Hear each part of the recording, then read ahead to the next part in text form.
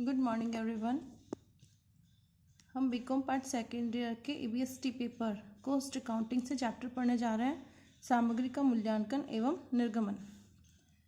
इसमें देखो क्या है, इस चैप्टर में क्या पढ़ना है हमें कि हमारे पास जो भी सामग्री होती है, हम कच्ची सामग्री की बात कर रहे हैं। इस चैप्टर से कौन सी सामग्री? कच्ची सामग्री की बात कर रहे हैं। कच्ची सामग्री जो भी हमारी प्रोडक्शन के लिए इश्यू होती है, तो उसकी क्या वैल्यू रखी जाए, मतलब वो किस वैल्यू की होगी। जैसे आपके पास स्टॉक है, स्टॉक में आप कच्चा सामान खरीदते जाते हो और बहुत सारा इकट्ठा होता जाता है, और वो जैसे 100 के लॉट में आ रहा हो, कोई 200 के लॉट में आ रहा हो, तो ऐसे आते आते वो क्या है, अलग अलग प्राइस का अलग अलग टाइम पे आपने खरीदा होगा।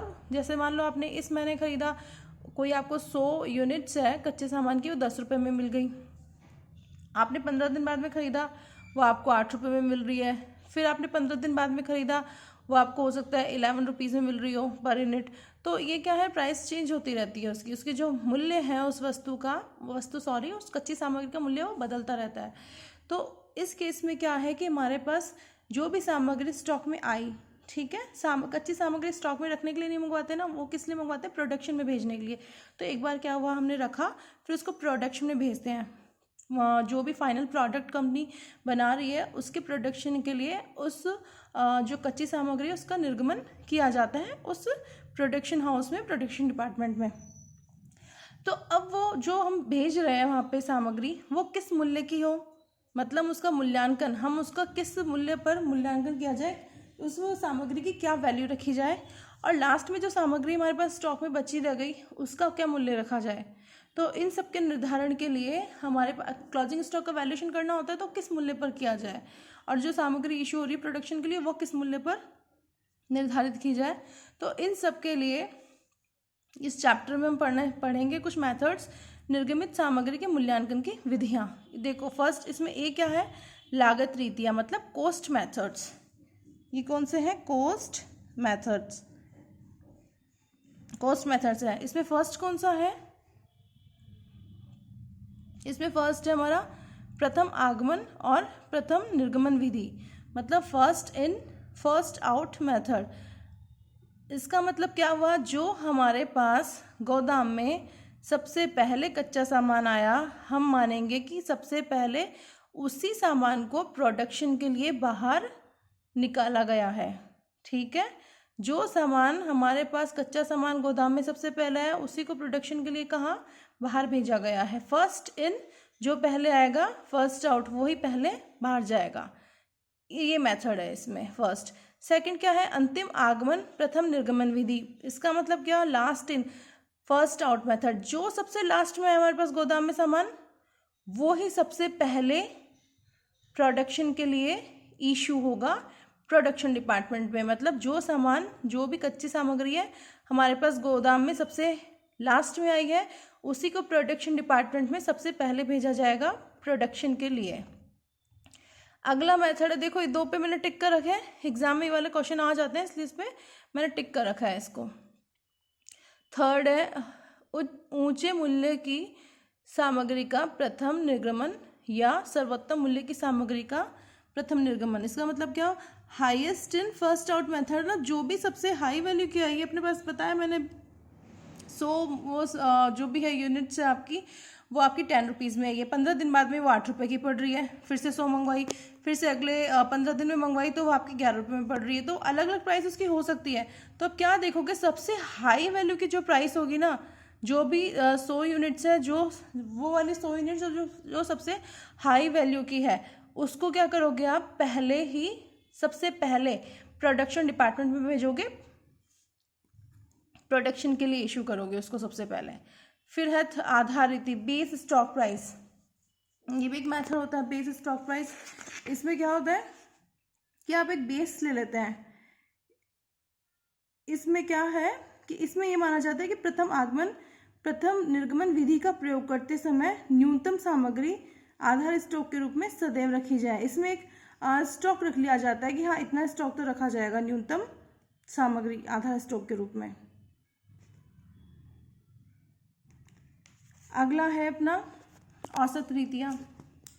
इसमें तो सिंपल एवरेज मेथड, और इसमें वेटेड एवरेज मेथड। इसमें जो भी प्राइस, जो जितनी भी मूल्य की सामग्री हमारे पास स्टॉक में है, उसका एक एवरेज निकाल के फिर सामग्री का मूल्यांकन किया जाता है।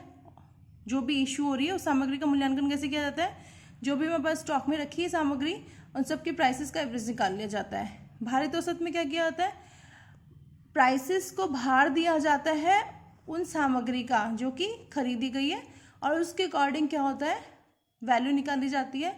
जो भी हमारा मटेरियल है वो प्रोडक्शन डिपार्टमेंट में इशू हो रहा है उसकी वैल्यू उस वेटेड एवरेज प्राइस के आधार पर निकाली जाती है। थर्ड है अपना चल माध्य रीति, मूविंग एवरेज मेथड, फिर सामयिक औसत रीति, पीरियडिकल एवरेज मेथड, फिर अपनी प्रमापित मूल्य रीति आ रही है, स्टैंडर्ड प्राइस मेथड, बाजार मूल्य रीति आ रही है, मार्केट वैल्यू मेथड, स्फीति बढ़ा हुआ मूल्य रीति, ये आ रहा है अपना inflated price method and F अन्य रीतियाँ अदर मेथड्स। ये अपने सारे मेथड है। इसमें जो मैंने टिक कर रखा है वो एग्जाम के पॉइंट ऑफ व्यू से इंपॉर्टेंट है, इनको ज़्यादा अच्छे से देखना है हमको। तो अब हम इसके प्रैक्टिकल क्वेश्चन स्टार्ट करेंगे। फीफो लीफो, फर्स्ट है फीफो मेथड एंड सेकंड है लीफो मेथड। इसके प्रैक्टिकल क्वेश्चन स्टार्ट करते हैं हम। इसके न्यूमेरिकल्स देखते हैं हम। देखो फर्स्ट एग्जाम्पल लेते हैं इसका। हमारा एग्जाम्पल है, निम्न सूचनाओं के आधार पर सामग्री का निर्गमन, ए दिया हुआ है प्रथम आगमन प्रथम निर्गमन एवं बी दिया हुआ है अंतिम आगमन एवं प्रथम निर्गमन विधियों को दिखलाते हुए स्टॉल खाता बनाइए। क्या है, prepare a stall ledger account. Stall ledger account बनेगा लीफो फीफो मेथड से क्वेश्चन को सॉल्व करने के लिए। Store ledger account from the following informations showing the issue of material on first FIFO, first in first out, FIFO method and LIFO, last in first out method। दोनों method से आपको store खाता बनाते हुए सामग्री के निर्गमन को दिखाना है। देखो इसमें अब देखा जाए तो हमको इन्फॉर्मेशन दी हुई है, हमको क्या दी हुई, प्राप्तियां दी हुई है। ये है रिसीट से प्राप्तियां हैं कि हमको हमारे गोदाम में कौन सी सामग्री कितने कितने यूनिट्स में कितने कितने प्राइस पे मिली और किस डेट पर मिली है। ठीक है, ये तो हो गई हमारी रिसीट्स हो गई है। और इश्यूज क्या हुए, ये सामान तो हमको मिल गए इस डेट्स पे बाजार से खरीद के हमारे पास आ गए गोदाम में, ये कच्चा सामान। अब हमने क्या किया, इस कच्चे सामान की ये वाली यूनिट्स इशू कर दी है और किस डेट्स पे इशू किया है, इन पर। और किसको इशू किया, प्रोडक्शन डिपार्टमेंट पे। तो इस डेट पे तो इतना सामान आया, इस डेट पे इतना सामान इस डेट पे इतना सामान गोदाम में आया और इस डेट पे इतना सामान गोदाम से बाहर गया, कहाँ गया, प्रोडक्शन डिपार्टमेंट को। और ये जो सामान हमने खरीदा बाजार से उसकी तो रेट दी हुई है हमें, लेकिन हमने जो सामान प्रोडक्शन हाउस में भेजा वो प्रोडक्शन, उसकी रेट नहीं दी हुई कच्ची सामग्री की। तो वो रेट का मूल्यांकन किसको करना है, उसका वैल्यूएशन किसको करना है, हमें करना है, इसीलिए तो चैप्टर पढ़ रहे हैं। तो उसकी भी वैल्यू करनी है और लास्ट में जो भी क्लोजिंग स्टॉक बचेगा, जैसे हमारे पास इतना सामान हमने मंगवाया, इतना हमने प्रोडक्शन के लिए भेज दिया, फिर लास्ट में हमारे पास कितना सामान बच गया। जैसे देखो जनवरी मंथ की बात चल रही है, 3/1 से 25/1, तो 25/1 के बाद में 31/1 को कितना क्या सामान बचेगा हमारे पास स्टॉक में, जो भी है मंथ एंड, तो उसकी वैल्यूएशन किस रेट पे की जाएगी। तो ये सब हमें इस क्वेश्चन में देखना है। स्टोर लेजर अकाउंट करते हैं। इसमें देखो क्या होगा, मैं इसी से समझा देती हूँ, कॉपी से हम नेक्स्ट क्वेश्चन देखेंगे। एक बार ये वाला क्वेश्चन हम इसी से समझते हैं, आप यहीं से नोट कर लेना। सबसे पहले हमारा बनता है सॉल्यूशन में स्टोर लेजर अकाउंट। ठीक है, स्टोर लेजर अकाउंट। और कौन सा चल रहा है मेथड हमारा, फीफो मेथड। फीफो मेथड करना है हमको। अब फीफो मेथड हमको करना है इसमें, तो हमको क्या करना होगा, इसमें 3 तरह के कॉलम बनेंगे। 3 कॉलम बनेंगे, डेट आ गया, रिसीट्स आ गई, इश्यूज आ गए एंड बैलेंस आ गया। ठीक है, अब देखो रिसीट्स में क्या क्या, जो जो सामग्रियाँ हमको मिली और जिस जिस डेट पे मिली और जिस जिस रेट पर मिली वो सब हम लिख के यहाँ पे मल्टीप्लाई करके अमाउंट में दिखा देंगे। तो देखो इसमें कितने कॉलम बनते हैं, फर्स्ट बनता है डेट का, ये हो गया डेट का कॉलम। फिर रिसीट्स का बनेगा, रिसीट्स में कितने बनेंगे, 3 कॉलम बनेंगे, क्वांटिटी, रेट एंड अमाउंट। फिर इश्यूज में आएगा, देखो रिसीट्स के 3 कॉलम बनाने हैं, क्वांटिटी, रेट और इन दोनों का मल्टीप्लाई करके क्या आएगा, अमाउंट। इसी तरह से इश्यूज के 2 कॉलम बनेंगे, कौन सा, क्वांटिटी ये वाला, रेट और इन दोनों को मल्टीप्लाई करके अमाउंट आ जाएगा। लास्ट में क्या होगा, बैलेंस बचेगा। इतना हमको मिला, इतने में से हमने इतना इशू कर दिया, बचा क्या, बैलेंस। तो बैलेंस क्या है, ये वाला कॉलम आएगा। इसमें भी क्या 3 चीज़ें आएगी, quantity, rate and amount. Quantity, rate and amount आ जाएगा इसमें भी। अब देखो इसमें क्या था, इसको पढ़ना स्टार्ट करते हैं। 3/1/16 से हमको यहाँ पे रिसीट दिखाई गया है। इसमें ओपनिंग स्टॉक कहीं कुछ नहीं है। अगर ओपनिंग स्टॉक आता तो हम क्या करते, 1/1/16 को ओपनिंग स्टॉक 10,000 यूनिट का था, यहाँ हम शो करते और वो यहाँ आके शो हो जाता। लेकिन यहाँ पे कोई ओपनिंग स्टॉक है नहीं। हम नेक्स्ट क्वेश्चन में देखेंगे, यहाँ पे तो सीधा सा दिया हुआ है हमको कि हमको इतनी रिसीट्स हुई 2000 इकाइयाँ, तो इसको हमको लिखना है। तो देखो 3/1/16 2000 इकाइयाँ 1 रुपये की, 3/1/16 2000 इकाइयाँ 1 रुपये की, मल्टीप्लाई किया 2000। 3/1 को कोई इश्यू नहीं है, तो क्या होगा हमारे स्टॉक में, ऐसे कैसे 3 तारीख की डेट पे, 3 की डेट पर 2000 इकाइयाँ और 1 रुपये की रेट है, 1 रुपीज़। रेट क्या है, 1 रुपीज़, और ये आ गया मल्टीप्लाई करके 2000। अब क्या हुआ, 3 के बाद में 4 को क्या बोला इसने, इशू कर दिया। देखो डेट्स वाइज चल रहा है हमको। 3 के बाद में कौन सी डेट आएगी, 4 के बाद में क्या हुआ, 500 यूनिट बाहर जा रही है हमारी, निर्गमन हो रही है। इशू मतलब बाहर जाना, निर्गमन होना।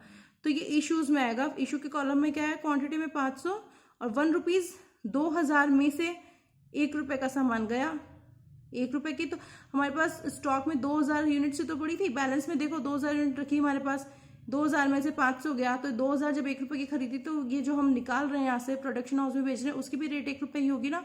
इसमें से हमको 500 कट करके भेजना है। ये 1 रुपये का है तो ये भी 1 रुपये का होगा। ये हो गया हमारा 500। बचा कितना, 2000 में से 500 गए तो 1500 यूनिट्स बच गई है, और रेट कितनी लगेगी उसकी, 1 रुपये। ये हो गया अपना 1500 अमाउंट आ गया इसका, मल्टीप्लाई करेंगे तो। अब देखो 4 के बाद में क्या डेट आती है, 5 आई। 5 को क्या था, 3000 यूनिट्स हमने रिसीट्स हुई थी, हमको प्राप्तियां थी हमारे उसमें गोदाम में, स्टोर में। 3000 इकाइयाँ मिली कितने पे, 1 रुपये 40 पैसे। ये 3000 इकाइयाँ आ गई 1 रुपये 40 पैसे पे। मल्टीप्लाई करना यहाँ पे आ जाएगा 4200, 4200। अब देखो हमारे पास स्टॉक में कितना था, 1500 यूनिट तो थी, तो ये 1500 ऐसे कैसे हमने दिखा दी, और 3000 स्टॉक में और आ गई, तो ये भी हमने दिखा दी। तो टोटल हमारे पास 1 रुपये का और 1.40 का, 1.40 का इसका सामान हो गया। मल्टीप्लाई करना 5700 रुपये आ जाएंगे। अब देखो नेक्स्ट डेट देखो क्या है, 5 के बाद में। 5 के बाद में 6 का कुछ नहीं है, 7 का देखो क्या है, 7 में 2000 इकाइयाँ इशू हुई। इशू कॉलम में दिखाओ 2000। अब 2000 ये क्या है, फर्स्ट इन फर्स्ट आउट, मतलब जो सामान पहले अंदर आया उसी को इशू करना है। अब देखो पहले अंदर कौन सा आ रखा है, 2000 में से 500 निकाल दी थी, बची 1500। 1500 यहाँ पे है, और यहाँ पे 3000 और आ गया, तो 3000 ये है। तो पहले कौन सा मंगवाया हुआ था हमने, 1500। सबसे पहले खरीद कौन सी है, 2000 वाला ही तो है सामान, 1500। 2000 में से 500 निकाल दी थी तो बची थी 1500। 1500 1 रुपये का बचा हुआ है, तो हमको क्या करना है, 1500 1 रुपये का इशू कर दिया, और फिर बचे 2000 इशू करने को बोल रहा था ये, तो 1500 इशू कर दिया। 500 किस में से लेंगे, इस वाले में से। 1500 की जस्ट बाद में हमने 3000 मंगवाई है, तो 500 यहाँ से इशू करेंगे। ये 1 रुपये का था, ये 1 रुपये 40 पैसे का था, मल्टीप्लाई करना 2200 आ जाएगा, दोनों को ऐड कर देना। 1500 इंटू 1 1500 और 500 इंटू 1.40 कर देना, और जो 700 1500 प्लस 700 ये आ जाएगा 2200।